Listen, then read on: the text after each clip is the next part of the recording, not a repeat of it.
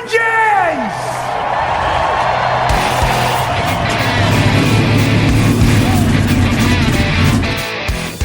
Hit the pace car!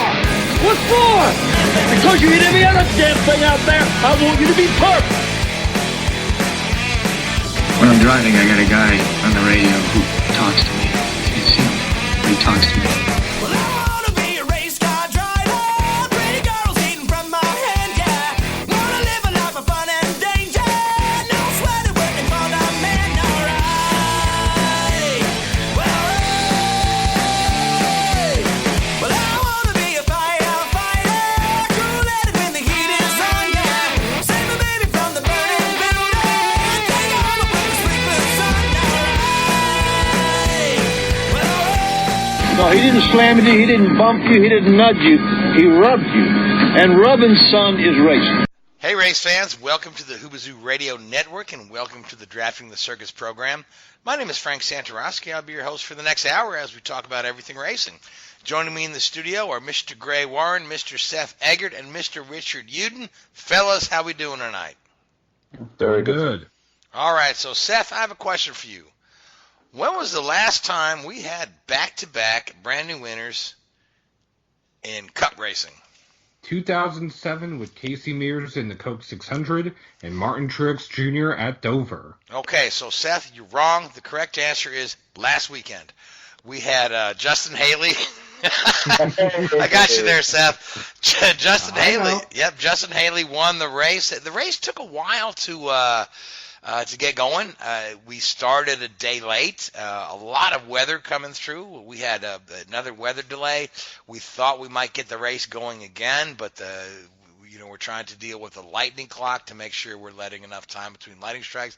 Then the rain came again. Then they eventually called the race, and it was a bit of a strategy call that put Haley in the lead because Kurt Busch was leading, and he opted to go in and grab some fresh tires right before that last that last red, and the race never did resume. So we've got this young man who's only got 3 planned Cup starts for the year as a winner in his 3rd Cup start. Seth, Gray, take us through some of the details about this Daytona race. Well, I mean, it was like you said, it took a long time to get going. They attempted to dry the track Saturday night, couldn't ever get a window to get it into, so decision was made to postpone the race until Sunday and make it a daylight race, which caused some issues in among itself there with the handling of the cars and whatnot, and you just added a little bit more to the crew chief's plate to try to figure out what they were going to need for a race.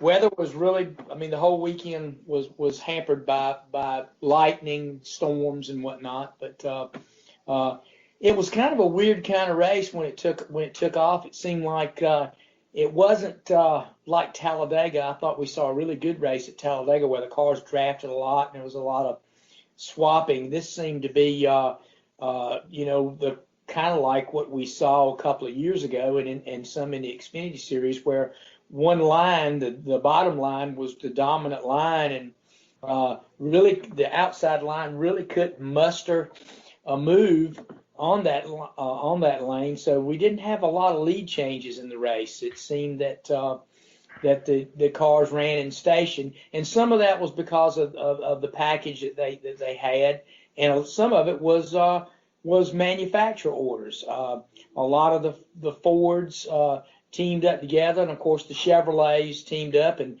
I'm sure Seth will elaborate on the Chevrolet orders, if you want to call them that, team orders, where their racing boss met with their crew chiefs and they devised a plan, which I think led to really a fairly a race that wasn't very competitive from a standpoint of lead changes and passes.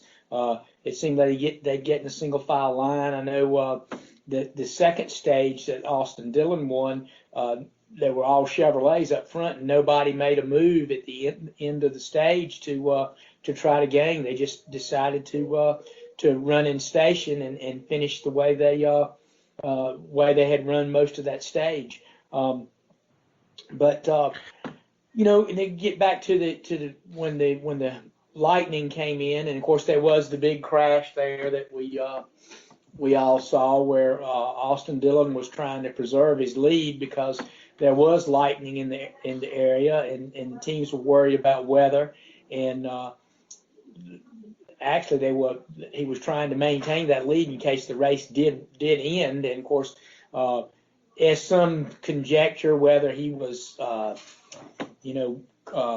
Boyer kind of slid across his back bumper and drove him down the track, or Austin just threw the block and continued down, and actually, of course, the blocking issue was a big topic all week from even in practice when Keselowski turned William Byron when he said he just was fed up and he wasn't going to lift anymore when these cars came down in front of him.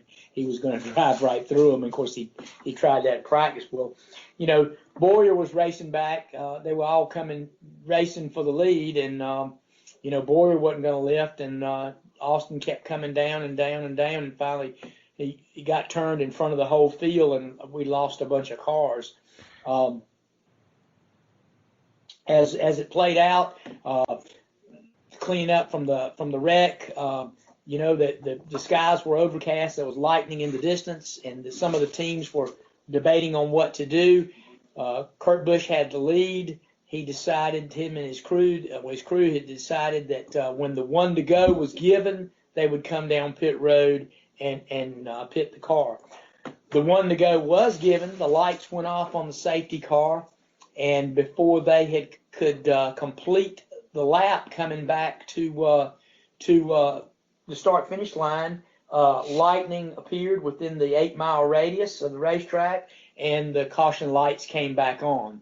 So that kind of foiled Kurt Busch's team, their plans for continuing in the race. So that kind of left it, and of course we all know the race never restarted after Haley inherited the lead, and the race was called several hours later, and we had another first-time winner in Cup Series.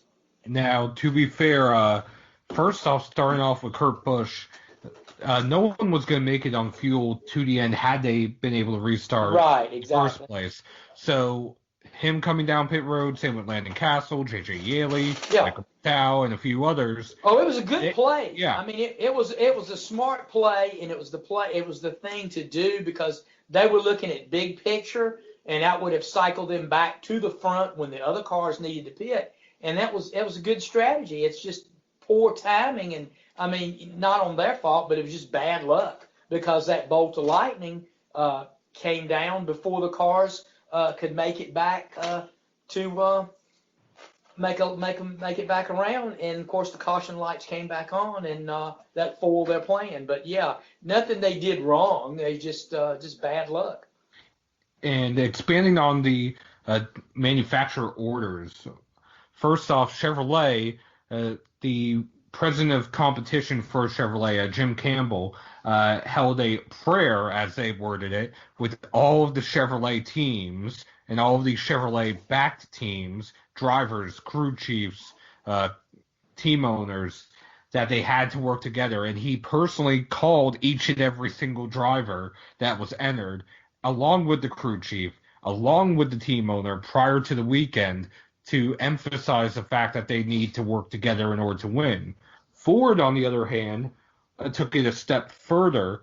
Not only were they going to work together on track, they were going to work together on pit road, in which every single Ford, if you pitted, was going to do the exact same thing. And they organized in such a way that they were going to pit via essentially text message or a group chat that they all had, that once they all decided to pit, they were all going to pit and announce it to each other via the message.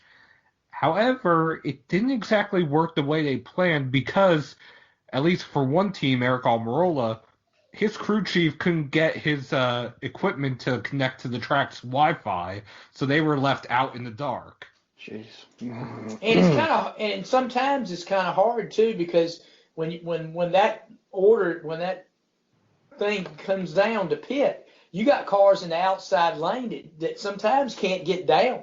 I mean, if you're backed up, I mean, you got to just go up the track and completely get out of the gas, and sometimes it's impossible to do. You just get caught and have to come around the next lap.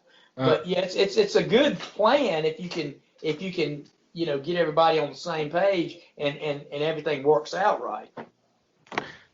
Now, elaborating a little bit more on Austin Dillon, he's maintained since that wreck that he was still fighting to regain control of the car from when Clint Bowyer dove below him.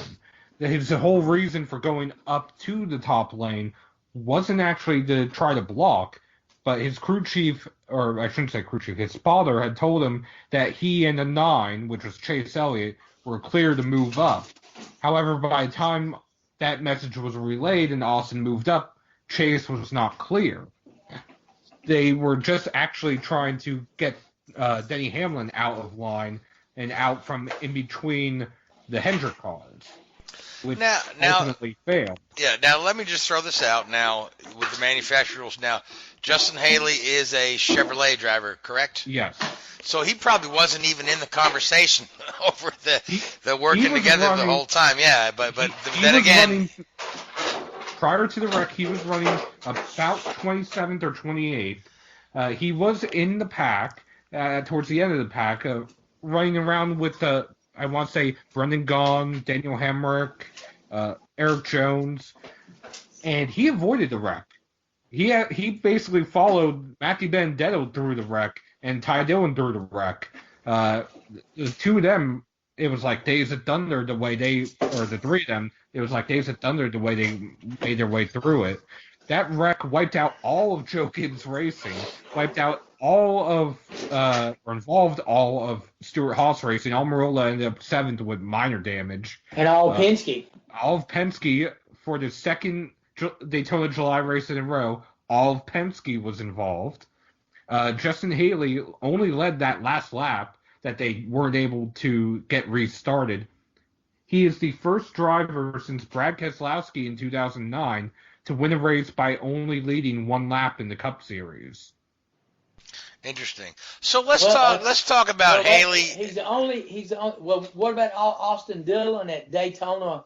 The Daytona 500. He took the lead coming back to. But he led it prior in the race. Oh, he did lead. He did Yes. lead further. What about when he won the 600? Was it 2 laps he led? I think he led the last two. The last two, but Justin Haley and Brad Keselowski are the only two drivers in, I believe, the past 20 years, give or take, to only lead one lap. Okay. At least that's the stats I have. Right, and Haley's lap wasn't even under green. It was a yellow lap, correct? Correct. Right. So let's talk about Justin Haley and what this means. So he's committed to the Xfinity Series, which Correct. means he's not getting Cup points, which means his win does not put him in the chase, which essentially, I mean, it almost opens up a spot in the chase when you figure any Cup regular that wins a race is automatically entered in the chase. So this is just an anomaly. And Seth, is this the first time that we've had a Cup winner in the chase format that has not gone on to the chase, or has this happened once or twice before? For this version of the playoff format, it is the first time. The only two times this has happened in which the driver was not either eligible for Cup points or was not running full time. Brian Vickers in 2013 at New Hampshire, and Trevor Bayne in the Daytona 500 in 2011. Yeah, because they were running a limited schedule that year. Correct. Plus, he was also he had declared for at that time Nationwide Series points because he had a full year with Roush in the Nationwide Series. Were they declaring back in 2011? 2011 was the first year. Was the first year they had to declare. Okay. Correct. Okay, so that's interesting. Yeah, so this whole race in the scheme of things in the championship means very little to the overall Cup championship, but for Justin Haley, it's a heck of a feather in his cap to be a race winner so early in his career. But I mean, Seth, there's a history of guys who've won, particularly at tracks like Daytona and Talladega, won on a fluke, and then their careers have kind of fizzled after that. Well, there have been more recently, say Eric Almirola, for example, his 2 wins so far are only at Daytona and Talladega. However, he's been knocking on the door at other tracks. Then you have someone like Trevor Bayne that his only Cup win was in Daytona. Right, at the 500, yeah. Then you got a guy like Derek Cope, same thing, kind of lucked into a win at Daytona, but then didn't do a whole lot otherwise. He followed it up later in the year with a win at Dover, though. Right. Yeah, you're right, he did. And well, you had Chris Buescher at Pocono. He won a rain-shortened race. Joey Logano's first win was a rain-shortened race. Rain-shortened at New Hampshire, yes it was. Yeah, but Logano went on to bigger, better things. Guys that Jimmy Spencer, his only 2 wins were on plate races at Daytona and Talladega. Then you also have David Ludeman. His first win was the rain-shortened 2009 Coke 600, and then he also won at Chicagoland, I want to say in 2012. That sounds about right? Sounds about right, yeah. Mm-hmm. All right, so well, I mean, that's part of it. I mean, you race, if you can't get the advertised distance, you get to halfway or you get to whatever now rule stage states. 2. Now stage 2. And the stage 2. And if that criteria is met and the weather comes in, then NASCAR generally makes every attempt they can to restart the race, and sometimes Mother Nature does not cooperate, and they have to call the race. And of course, I don't know. I heard some people on social media say that the sun came out. I forget, about an hour after the race was called, and then of course they argued that track had lights. But there again, they've been there for 2 days attempting to. They have to be in Kentucky had to get the on race. Thursday morning. Right. Yeah, they back home and everything. So yeah, there's a lot of things that go into it. Plus, too, I'm sure that that they have meetings with the TV executives. Does TV want to supplant their programming for another 6 hours in the day to continue broadcasting? Sometimes that's not feasible. So yeah, there's a lot of things that come into play, and NASCAR generally makes a good attempt at trying to get the advertised distance in, but sometimes it just doesn't work. Yeah, the interesting thing, I mean, I've often told you I torture myself by reading social media comments, but the dumbest one I read was somebody complaining about the lightning clock. And how that's NASCAR shooting itself in the foot again. I'm like, no. I'm like, no. I said, if you were to just Google lightning safety, it kind of tells you it's a well-established guideline. Wait 30 minutes from the last observed strike before resuming any outdoor activity. But I just can't believe somebody wants to throw that as NASCAR. Exactly. That's part of high school and collegiate sports. Any organized outdoor activity. Yeah, 30 minutes is a guideline, so I just can't believe somebody wants to throw NASCAR under the bus for that, because they're just being safe. I mean, think Pocono 2012, Yeah, that's what I was going to say. Yeah, you got to, we do that all the time. I mean, I call high school baseball and high school football games all during the season, and that is very commonplace. When there's lightning in the area, the game is suspended until and you go into that lightning clock, and it's 30 minutes from the last strike. So if you continue to get strikes, that clock restarts every lightning bolt that is within the 8 or 9 mile radius of the facility. Right. Yeah, NASCAR absolutely did the right thing there. So now, Seth, let's talk about this perceived conflict of interest with Spire Motorsports, because there have been I've read a couple of articles that say it's nonsense and a couple of other things that say there's something to it. But go ahead and explain to us and our listeners what the perceived conflict of interest is, and who Spire Motorsports is, and who they represent. Well, first I'll start off with who they are. It's an offshoot of Spire Sports Plus Entertainment, which is a public relations firm that works not only in NASCAR but in other sports, including IndyCar and stick and ball. I'm sure there's others, but sticking just to motorsports in particular, they represent Hendrick Motorsports, they represent Ganassi, they also represent Toyota as a whole. On top of that, they represent personally Justin Haley, who won, Kyle Larson, Ross Chastain, Garrett Smithley, Landon Castle, James Hinchcliffe, and a few others. Now, the issues with the perceived conflict of interest is because they're competing regularly against their own competitors, first off. Second, they've supposedly had a checkered past. They're actually named in a lawsuit by one of their former drivers, Brennan Poole, who had an opportunity to move to Cup with DC Solar, and this is before the DC Solar fiasco happened, that he had an opportunity because that was his sponsor to move up to Cup with Richard Childress Racing for a full season. Apparently, someone at Spire gave one amount, someone at RCR gave them a different amount, and Brennan Poole ended up without a ride. And he blames DC Solar and Spire, which, in all fairness, that's something for the courts to decide. That being said, when Furniture Row Racing was essentially up for sale, its charter was up for sale, Barney Visser, who used Spire, went to the owners of Spire Sports and told them that they should buy the charter. They, in turn, went and sought advice from Rick Hendrick and Chip Ganassi before they even went to buy the charter to get permission to, because they didn't want the conflict of interest.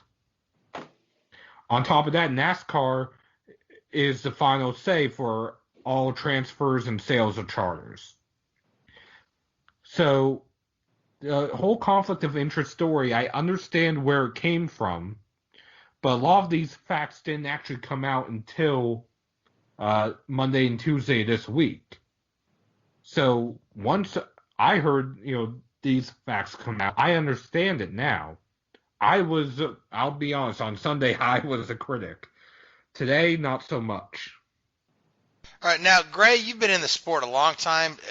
Do you see any conflict of interest here, or do you feel like this is, Well, you'd have to define to me what their role is with each team. Or, obviously they are contracted by the various teams and various individuals to do promotional work, PR work, promotional work, for those teams.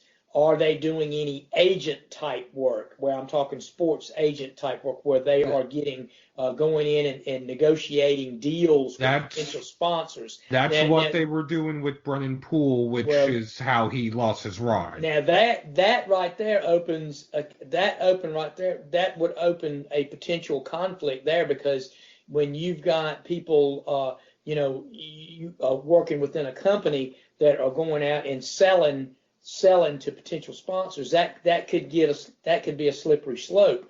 Now, if you just got running PR for these guys, where you're doing their media and things like that, that's a totally different thing there. You're doing promotional stuff, maybe doing a marketing campaign for them or something like that. But where you go in and you're actually working as a bona fide agent, where you're trying to secure sponsorship for these teams, that could be, you could get in situations where that could be construed as conflict of interest, particularly if you've got, trying to find sponsors for several sponsorless teams, and you represent 2 different or 3 different car owners, and what the budget is for each team, and that could be kind of kind of tough, I think. My understanding is as recently as 2017, 2018, they were the agent or agency in that term for Kyle Larson, Ganassi, and Brennan Poole, at least until 2018 when he lost his ride because of the original DC Solar fiasco, not the one that cost Ross Chastain his ride earlier this year.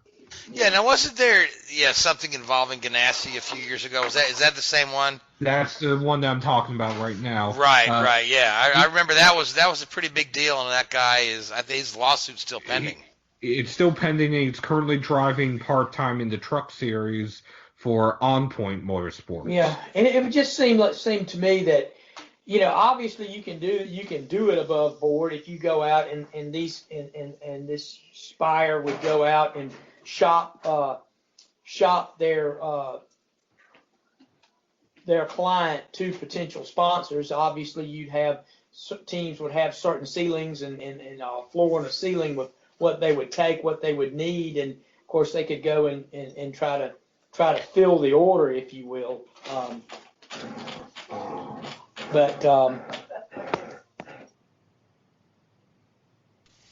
Now there's a little bit more to it with Spire, because some people view it as just a money grab situation, because the charter is one of the 3 most lucrative charters right now. The payouts to the teams is based on the charter, and more specifically where that charter finished in owner points the previous 3 years. Right, and we're talking a Cup Championship team. Yes. Justin Haley, Adam Stern from the Sports Business Journal somehow got a hold of this information. Justin Haley earned 5% of the purse winnings, and that's not including the charter information. He earned $125,000 for his win. The purse was $5 million. The charter essentially means that they're probably getting somewhere around 10% of the purse, give or take. Now, the owners of Spire Motorsports took out a $6 million loan from the bank to buy the charter. They bought Bernie Visser's charter. Yes. So yeah, that's kind of weird. But you might elaborate on this too. How some charters are worth $6 million and some are worth considerably less. It depends on where they finished the last 3 years in points, because the payout system for each race, let alone the end of the year, is determined by that. Right. So although Spire has been finishing 28th or worse, they've been earning somewhere around the 5th to 10th most money out of all of the charters. I got you. That makes sense there, because that purse was worth more, say, than when Tommy Baldwin sold his, because of the success that the 78 team had. That success goes with the charter. Correct. Okay. Interesting stuff, I tell you, man. Interesting stuff. So we'll just have to see how all this plays out. I mean, obviously somebody at NASCAR signed off on the purchase of the charter, and they felt like everything was on the up and up. And I haven't heard any rumblings, coming from NASCAR. It just from a few journalists here and there. So, but let's talk about, there were Xfinity race there as well, and we had another disqualification, did we not? Yes, A.J. Allmendinger was disqualified from third. Richard, I think you might be able to elaborate on this a little bit more, or Gray, you might be able to. He was disqualified because the engine failed to hold a vacuum. Yeah, they use a thing they call P&G that they use they can, through a formula, they can check cubic inches and that kind of thing, and of course they can see if the engine is sealed up to where it's not sucking air. One of the old tricks in the garage area was to make things kind of porous in and around the intake manifold stuff to where they could draw additional air in from various places. So that may have been, what some of that, some hijinks there. We don't know. Now, he had won a stage because of his... Or suspected hijinks, I'm going to say. Yeah. Yeah. Now, he had won a stage because he was disqualified. That stage win now goes to second place in that stage, Michael Annett, who is running for the championship. He is locked into the playoffs via his win at Daytona back in February. Mm-hmm. But it does catch him up ever so slightly to the other drivers when it comes to playoff points. Right, because when you look at the Xfinity Series, basically you had just 4 regulars that had wins in the series going into Daytona the other night. You had what they call the Big Three, and Michael Annett. And Michael Annett with 1 win. The other ones had 4, 4, and 3. So so that's that'll help him a little bit too with that. And going back to the Cup deal, where you talk about Haley's win is not really going to upset anything in that thing. What it did do, it did prevent guys like Austin Dillon and Ryan Newman and some of those other guys that are either right on the cut line or below the cut line that really need to win to get into the chase. And it's one less event by the wayside that they have one chance that is gone for them to kind of to get into the show. So that Haley did take that from them. Now, something else I do want to mention, both on the Cup side and the Xfinity side real quick, is some of the drivers that had career best finishes. William Byron, 2nd. Corey LaJoie, 6th. Matt Tiff, 9th in the Cup Series. Over in the Xfinity Series, Stephen Light, if you remember him, got his first top 5 since 2007. Brandon Brown got his career best finish 6th. Matt Mills in 10th. Vinnie Miller in 11th. And Stephen Parsons, making his Xfinity Series debut, finished 12th. Yeah, that's an interesting story in itself because he got the call late. Yes, he did. Yeah, to do that, and he was a mechanic on one of the other teams and got the call late to fill in. And his debut was originally scheduled for Iowa later this year. Mm-hmm. How did he get cleared to run Daytona? He ran ARCA. He ran ARCA Talladega. Okay. I think he may have started and parked that race. I forget. I'll be honest, but he still ran that anyway. Somebody else I do want to mention in the Xfinity Series, Ryan Sieg. He had a sponsor on board this week, CMR Roofing. They have signed on for 5 races this year, and it was announced they are going to sponsor him full-time next year.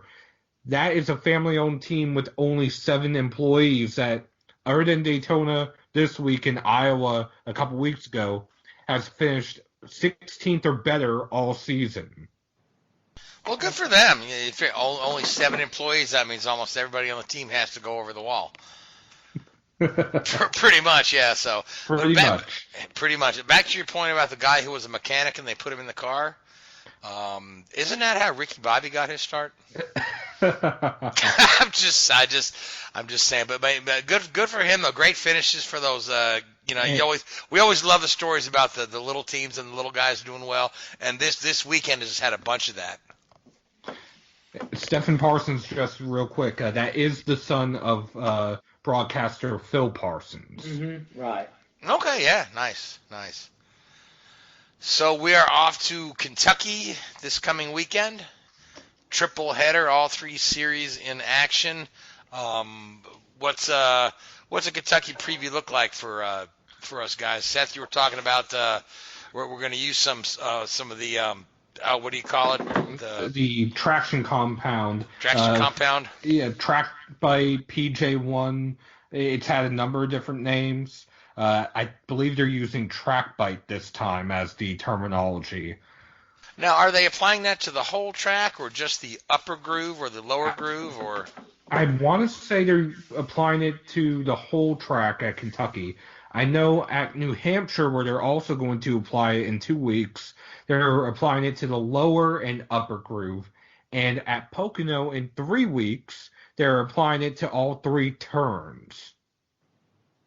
Okay, that'll be interesting. Yeah, Kentucky was a bit of a snoozer last year. I mean, Martin Truex just pretty much led almost every lap, and then there was precious little passes for position and things. So if they can, maybe get a second groove there at Kentucky. I mean, the track used to produce some really good racing, and then they went and reconfigured it.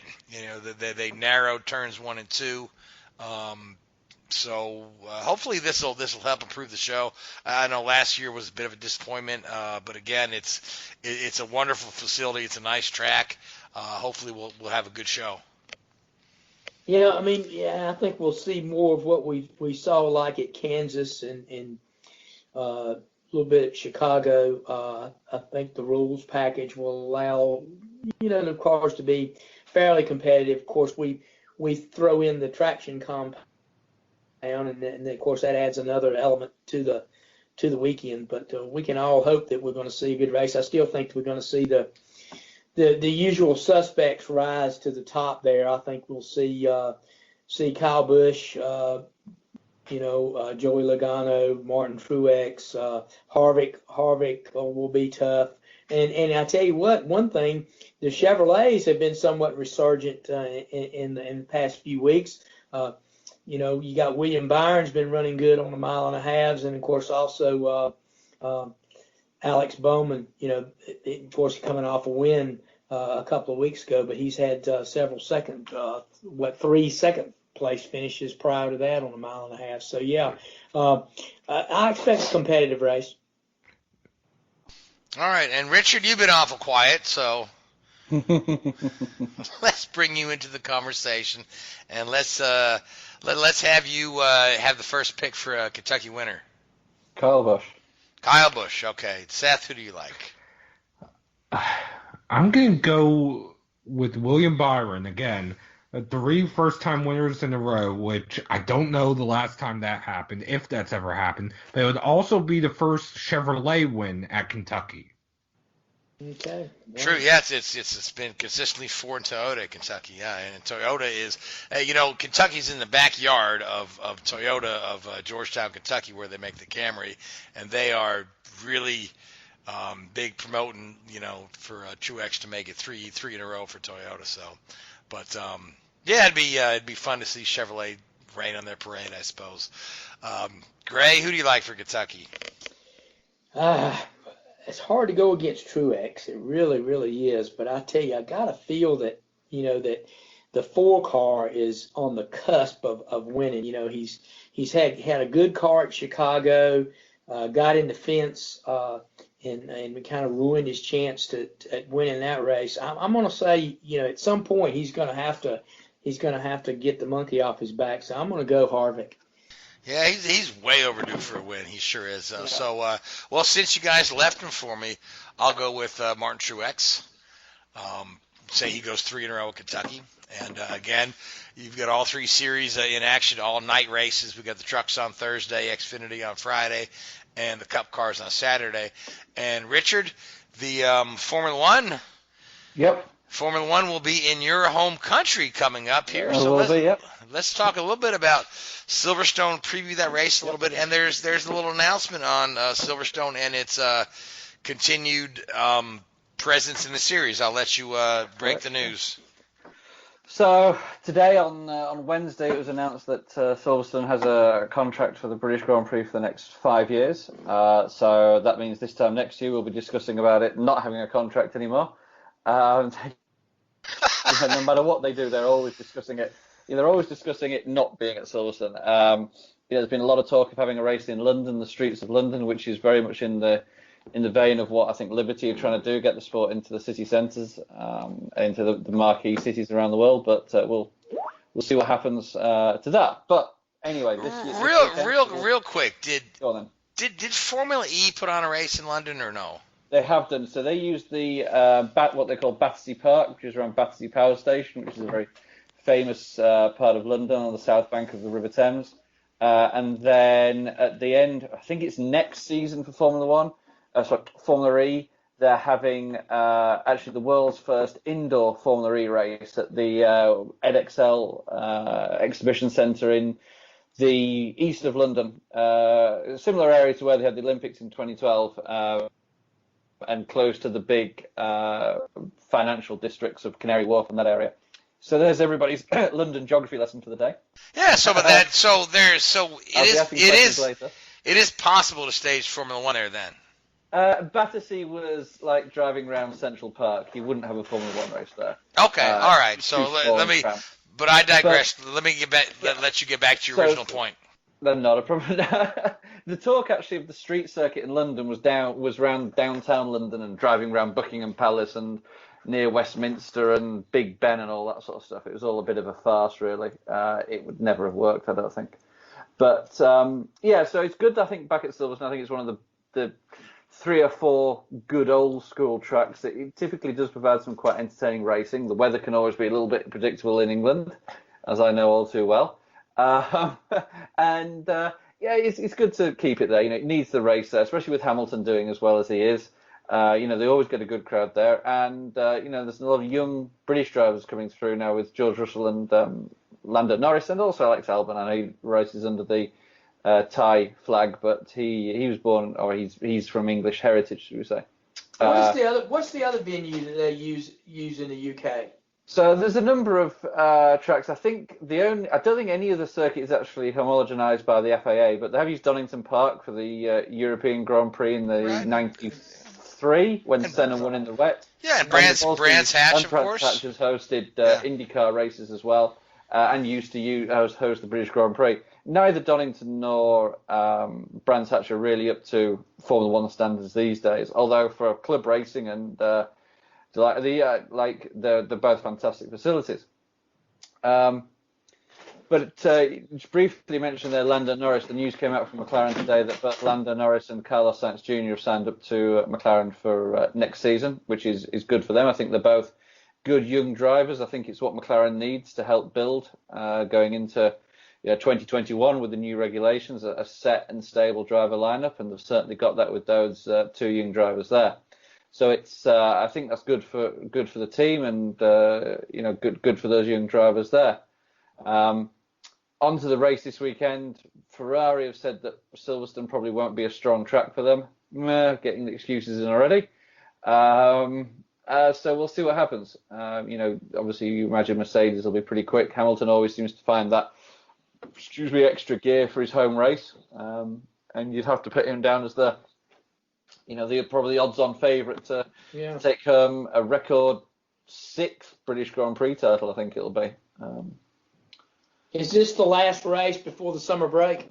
No, I think they've got one more. I think Hungarian Grand Prix, maybe. That's typically the last one before the break. Oh, okay. And then you come back after Hungary, you'll have Monza and Spa are the first 2 posts. Then that's the end of the European season, and they fly off around the world again. Okay.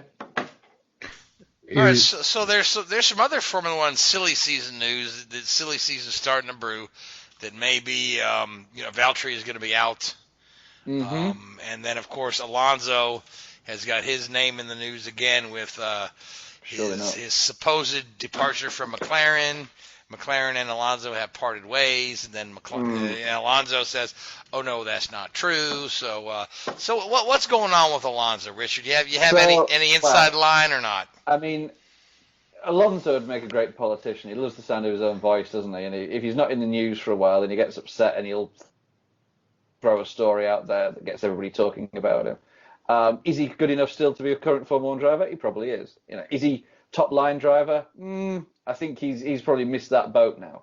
But the guy's obviously of his generation standard driver. The thing about it, you just made a comment, that he likes to hear the sound of his own voice. If he hadn't been in the news in a while, he likes to stir things up. hey, the best way to stay relevant is actually being a race car racing somewhere. Oh, for sure. If you're not going to do Formula One, why not come over here and try to? I'm sure he could land an IndyCar ride for the entire season if he wanted it. So there's now these are very far-fetched rumors. So I'm just going to put this one out here. If this one comes off, then I'm going to go out and buy a lottery ticket because it'll be pretty amazing. So the rumor is that Vettel is out of Ferrari. He's going to go back to Red Bull to replace Pierre Gasly because Gasly, in all fairness, has been pretty poor. You know, that's being kind on the guy. That is kind, yeah. You know, the last two races, he's been level with his teammate or ahead of his teammate at the first lap and finished a lap down on him both times. You know, the guy is struggling. So I think that his days at Red Bull are numbered. Now, yeah, they could bring Kvyat up. Albon's probably too young.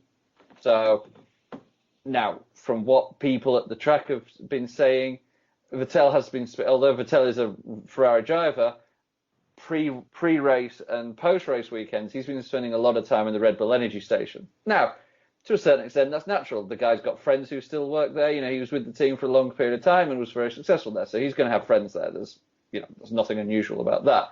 But, you know, people start putting two and two together. You know, you saw that when he was at Ferrari, at Red Bull the first time, as soon as Daniel Ricciardo came in there and started to, put pressure on him, he jumped ship. Charles Leclerc is certainly putting pressure on Vettel. Now is he seeing the writing on the wall and seeing that, Ferrari may start to put their eggs in one basket and start to favour Leclerc over him, and he's thinking, I need to get out of here again, and Red Bull's an obvious move. That would then open up the Ferrari drive.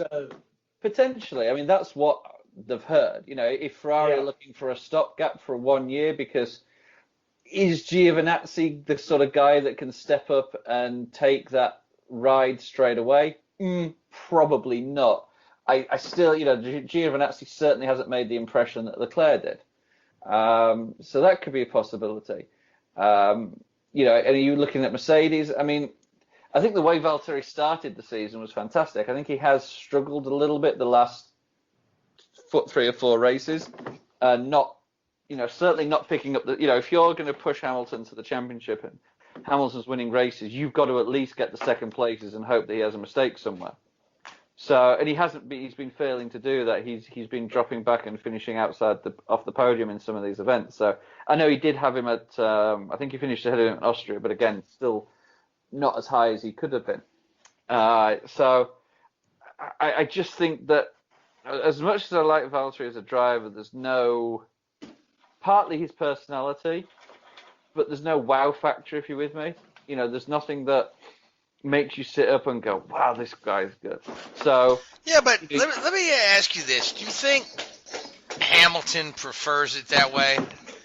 When I want to put Hamilton in the same plane with Michael Schumacher, where Schumacher wanted a teammate that was capable, but yet at the same time, Michael was going to beat him. Yeah, for sure. No, if publicly, Hamilton will say that he doesn't care who his teammate is and he'll go up against anybody. Privately, that may be very different. It's a difficult one to give it, to give an answer to. You really don't know. You'd like to think it's not the case. You'd like to think that Hamilton would be in the position of his career where he's prepared to go up against anybody. But mind you saying that, he certainly has the influence in the team to make that call, I feel. Right, yeah. I mean, same thing with Schumacher at Ferrari. I mean, no offense to Rubens Barrichello. Barrichello is a fine driver in his own right, but he would make sure that he would finish behind Michael. And they're all what you'd call B-list drivers. And again, that's not disrespect. And is Bottas a B-list driver? I think he's the high end of a B-list driver, but he just doesn't have that edge. And I think Hamilton maybe was a little bit off his game at the start of the season. And, he said I keep calling it Manicourt, don't I? At Paul Ricard, he said that was his best race ever. He really upped his game for that weekend. And Valtteri was pretty poor outside of qualifying. Hamilton certainly had his number in the race. So I think it's it's telling. I think Valtteri really needs to step up between now and the break, because I'm sure a lot of these contracts do get discussed during the summer break, as you saw with Ricciardo last year and the Renault move. So I think from Mercedes' point of view, if they do decide they need to look somewhere else, I think they've got Esteban Ocon as a direct replacement. I think Ocon deserves the opportunity. I think he has that little bit of something else about him. He has that wow factor. There's been a lot of talk about Verstappen's contract. They say there's a break there's a release clause in his contract. I think it says certain triggers. He has to. The Red Bull by the mid-season break had to be in the top 2 in the constructors' championship, and all these sort of things. And I think his contract is only to go to Ferrari or Mercedes. Is the clause? I remember reading something like maybe that's not. I believe it is Verstappen. He can. He can break the contract, but only to go. Like he can't break the contract, go to Williams. But why would you? Why would you exactly? Why would you? Right. So. And now I think Hamilton could potentially veto Verstappen as a teammate. I think that would be pretty. I think Hamilton would be playing a very dangerous game if he were to pick Verstappen as his teammate. Personally, I think that Verstappen is a phenomenal talent, and I think Hamilton is certainly wary of him as a competitor and a teammate. Yeah, and I don't think Hamilton's ready to go anywhere just yet. I mean, people want to say, you've accomplished all you can, but I see Lewis breaking every Grand Prix record ever made, and it's only going to take him a few more years to do it. I think if he sticks around for another 3 years, the big unknown obviously is going to be 2021. The new rules package, with absolutely. All that restructure. So, that'll be the big change. Now, you could see, how Mercedes came in and dominated the hybrid era. Somebody comes along and, McLaren, for example, with their resources, come along and create a, magical car for 2021, and Hamilton's struggling down, fighting for the scraps and the points. Is that going to keep him motivated? I don't know. And Hamilton, it's strange, isn't it? Again, we're talking about people that like the sound of their own voice, like it when they're in the news. Hamilton tries to play it off as if he's a bit of this enigma, and he's a man of mystery and nobody can read him and all this sort of stuff. And he talks about leaving and retiring, but I can see him at least being around for at least another 2.5 years. So to the end, I don't know when his contract runs to, but I can see him at least running out his contract. He's not that old, right? He's what? 30? He's 33. Yeah, I was going to say, maybe? He's relatively young. Yeah. Thank you. He's just a bit younger than I am, so I'll take that as a compliment. Quite a bit younger than Gray and I. Well, I wasn't going to say that, but and he's older than Seth. Well, most people are older than Seth, aren't they? My goodness me. But no, it'll be interesting to see what happens. I mean, Hamilton, he can do whatever he likes, really, can't he? And I think he's probably, him and Verstappen are the two drivers that can do whatever they like now. I don't think Vettel can anymore. I think his reputation's been tarnished a little bit. Outside of those two, I think, outside of Hamilton and Verstappen, I think they can do whatever they like. Vettel probably couldn't go to Mercedes for free if he wanted to. He couldn't go, he'd have to really negotiate a contract with Red Bull if he wanted to go back there. I think he could go back to Red Bull if he wanted to, because again, I still believe they're looking for a second driver. Yeah, and again, like I said, I really feel like Vettel's probably on the outs with Ferrari. I mean, the more and more, you read between the lines, and even Vettel was saying something about the contract is only as good as the paper's written on. Although he's supposedly contracted through next year, even he's beginning to publicly say that maybe that's not the case. I think maybe Ferrari is putting a close to the Vettel era. So, but then you look at Ferrari and say, okay, post Schumacher, you've had two marquee eras, for want of a better word, the Alonso and the Vettel era, and both of them have been fruitless. Both of them have come up short. The only guy to win a championship with Ferrari has been Kimi. Yeah, and that was a bit. Oh, okay. Yeah, it was a little bit of a fluke. Yeah, I think he was. That was his three-man battle going into the, and he was the one with the longest shot. Yeah. So Ferrari to a certain extent have, you could argue they've taken, if Vettel does move on, both Vettel, I know he, was obviously very successful with Red Bull, but you could argue that you've taken both Vettel and Alonso's best years as drivers in the sport, and robbed us of the opportunity of seeing them compete for championships year in, year out. Absolutely. Maybe that's been a bit excessive, I don't know, but all right. So let's pick winners for Silverstone, and that'll leave us just a few minutes left to preview the IndyCar race at Toronto. So Gray, starting with you, who do you like for Silverstone? Who else? Lewis. There you go. All right, Seth. No brainer. Well, since Gray took my pick, you can take him too. I mean, I know. Let's go with Leclerc. Okay, all right, and so Richard. After bashing him, I'm going to say Vettel. I'm going to say. I was thinking. So the weather forecast actually, and the weather forecast it could be rain on Saturday afternoon for qualifying. Sunday it looks dry. Okay, so you're going with Vettel? Yeah. Okay, that leaves me Valtteri Bottas then. I'll go with Valtteri. So we've got all of McLaren all of Mercedes and Ferrari locked in with our picks. So that means the Red Bull car will probably win. Yep. So on to we've just a few minutes left, but the Indy cars after 3 weeks off are back in action. We're going to be in Toronto, the Honda Indy Toronto, one of the longest running races on the schedule. It's been I don't know.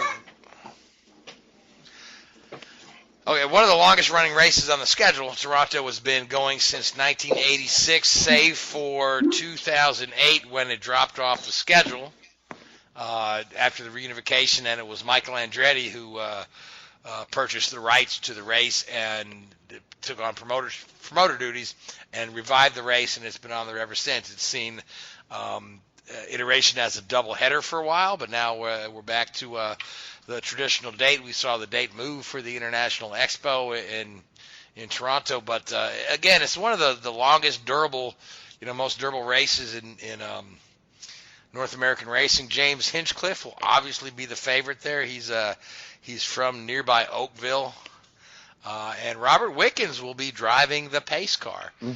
He'll be driving the especially modified Aero car, very similar to the one that Sam Schmidt, who is paraplegic, was able to drive with the hand controls, or not even hand controls, with the mouth controls and brain controls. I'm not sure how all that technology works, but Wiggins will be behind the wheel of that car pacing the field. They were nice enough to put that Aero car right in the middle of the spotter's guide under number 7, his number, or number 6 rather. So it'll be neat to see Wickens there. Wickens again, a Canadian.